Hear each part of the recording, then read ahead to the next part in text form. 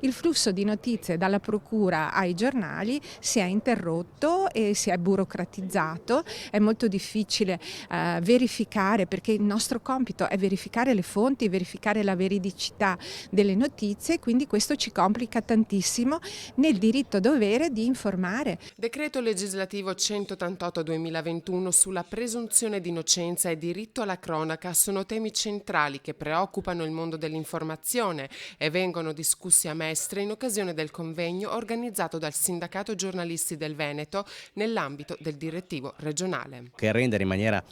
così appunto burocratica appunto il flusso informativo, sempre nel rispetto ovviamente del principio di non colpevolezza che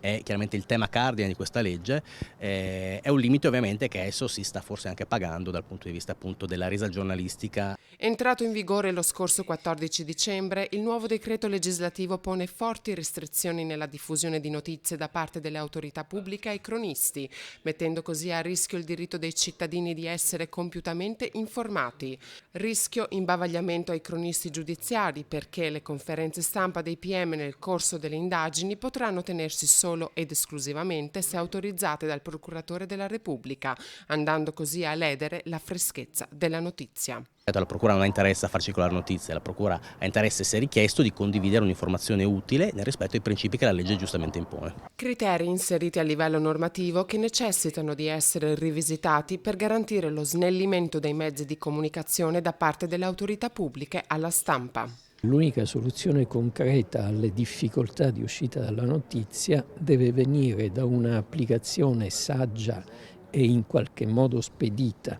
delle nuove norme. Noi non vogliamo che questo decreto diventi un bavaglio, oltre che ai magistrati, anche ai giornalisti, perché significa un bavaglio all'opinione pubblica, perché l'opinione pubblica ha il diritto di essere informata in maniera corretta, in maniera equa, in maniera trasparente e soprattutto tempestiva.